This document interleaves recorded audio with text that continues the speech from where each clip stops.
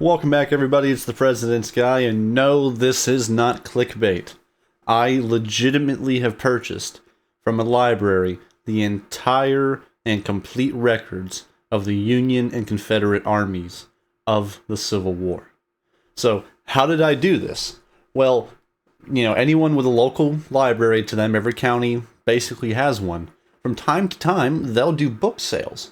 And I remember going to my local library when I was a kid and getting boxes upon boxes of books and VHS tapes, those of us old enough to remember those, for like $1 a bag. So this same library was having another sale. So it was a 3-day sale, Thursday, Friday, and Saturday. So I went Thursday morning as soon as it opened, and they said, "What are you looking for?" And I said, "Presidents in the Civil War." And they sent me right to the back, and I searched around a bit, saw some books. There was a very pushy old lady who cut in front of me and took a book on Andrew Jackson.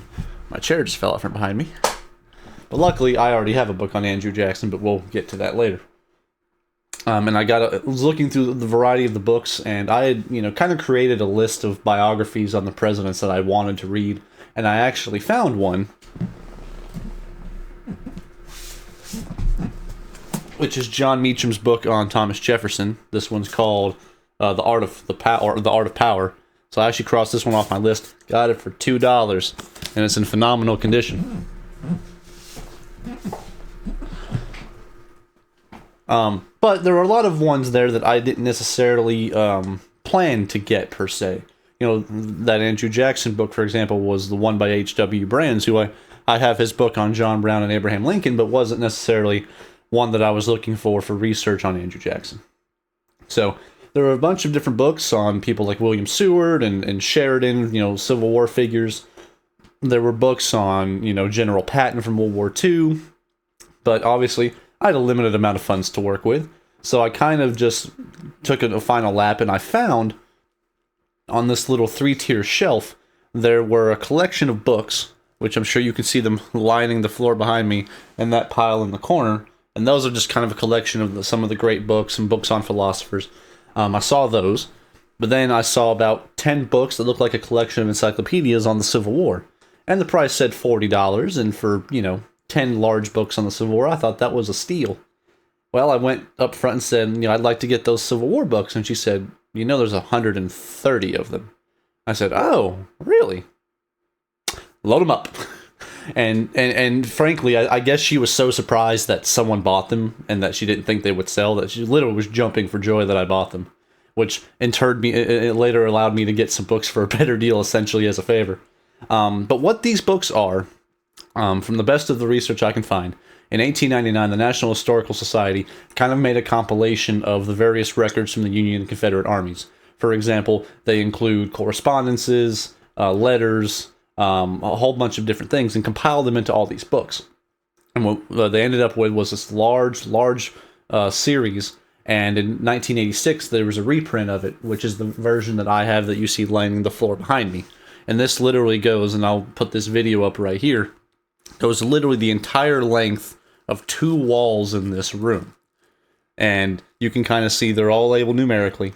And they're all in phenomenal shape to be as old as they are, but they were actually, I forget the name of it, this particular kind of leather that these books were pressed in to help them last longer. But ultimately, a lot of you are thinking, well, why did I buy them? This isn't the Civil War Guy channel, although that might come one day. This is the President's Guy. Well, I also have an innate interest in the Civil War. I know you guys can't see it, but on the left and right of my desk, I have 2 bookshelves. One's for the Civil War, one's for the presidents. And there's going to be another 6-foot shelf behind me here after I finish making this video today that's going to house, maybe, all of these books. I'm probably going to have to stack them horizontally. But I thought, what an amazing source to have. And apparently, on eBay, these things are listed for $2,000 to $3,000. So I suppose it's on the rarer side of things. So the fact I got it for $40, quite a steal. I'll also throw up a picture here of just some of the books I got. This is when I went back on Saturday, some of the ones I picked up. Not all of them. There were a couple of biographies I picked up the same day that I got these Civil War books.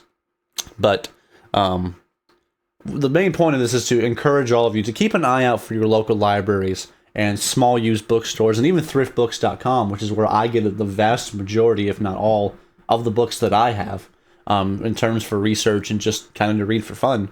You can find these books that, you know, originally would be $30 to $40, and you're getting them for pennies on the dollar. You know, at my local library, the sale was $1 for paperback, $2 for hardback. And I just got a whole bunch of cool stuff. So just keep in mind, look out for these different things, and, you know, just go looking. Even if there's not a list of books you're looking for per se, you can find just interesting stuff, which is, you know, it's kind of been lost. You know, most people don't do like I did when I was a kid and just go to the library and get a bunch of books on stuff. But this is a good opportunity for people to do that and do it at a very, very cheap and affordable price.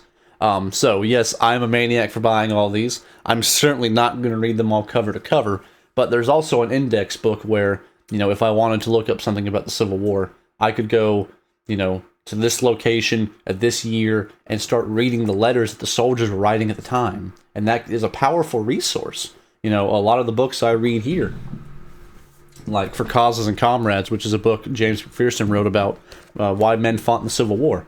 You know, I'm sure he consulted sources like this when writing this book. But needless to say, keep an eye out for these local library sales. Hell, keep a lookout for them in your other local counties in your surrounding area, because you'll never know what you can find. And ultimately, it's going to help you achieve the goal and achieve the desire of this channel, which is, say it with me, never stop learning. See you next time.